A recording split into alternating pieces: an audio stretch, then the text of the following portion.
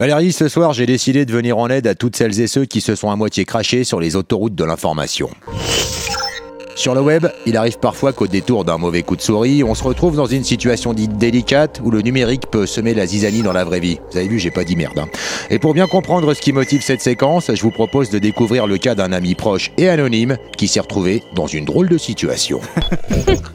Septembre 2018, dimanche soir, 23h35. Assis en caleçon derrière son bureau, éclairé par la seule lumière de son écran, Monsieur X fait le tour de ses sites favoris. Passion Turbo, Pot d'échappe Mag, Moteur Plus, Tuning Fever. Les pages s'enchaînent à la vitesse d'une connexion en fibre optique. Quand soudain, apparaît sur l'écran une fenêtre de type pop-up qui laisse apparaître une énorme paire de meules animées. Une sorte de boucle vidéo où la meuf se les balance de gauche à droite, les hanches super cambrées comme une invitation à lui cliquer sur le boule. Hypnotisé par ces images, le pauvre homme n'a d'autre choix que de s'exécuter pour découvrir un site très accueillant, fait de vidéos coquines qui opèrent sur lui comme une grande envie de faire l'amour. Mais plutôt que de manquer de respect à sa femme en la réveillant pour ses propres broutilles, Monsieur X décide de fermer la porte pour se contenter la broutille tout seul. Lundi matin, 8h25. Le cœur léger, la mine réjouie, Monsieur X se rend dans son atelier pour exercer son art mécanique au service des clients. Mais c'est sans compter sur sa boîte d'email qui lui réserve une toute autre journée.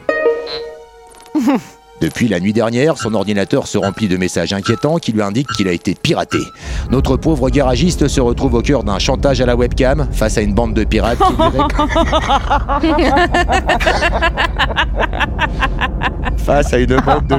qui lui réclame 300 bitcoins pour ne pas diffuser la vidéo.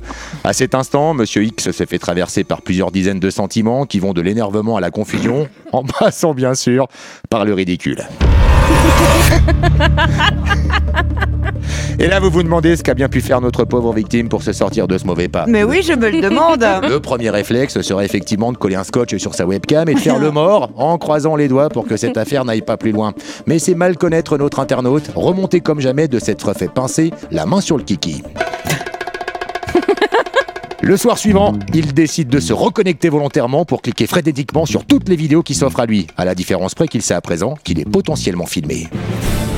22h35, les hackers ont la surprise de découvrir un collègue pirate avec le sosie de Jack Sparrow en train de se caresser le perroquet. 22h43, cette fois-ci c'est un mariachi planqué sous une épaisse moustache qui se fait jaillir le guacamole. 23h02, un motard en combi-cuir se titille le manche jusqu'à créer de la buée sous son casque intégral. 23h12, mettant sa santé en danger, Dark Vador éprouve du mal à faire parler la force. 23h30, place à l'humour, sous les traits d'un clown rigolo qui s'astique la trompette jusqu'à se dévisser le nez rouge.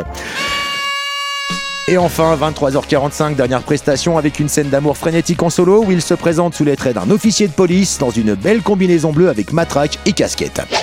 Depuis, plus aucune nouvelle des pirates. Voyez, le garagiste a pu reprendre son activité sereinement en se jurant à lui-même que la prochaine fois qu'il s'excite derrière son écran, il ira réveiller madame. Cool.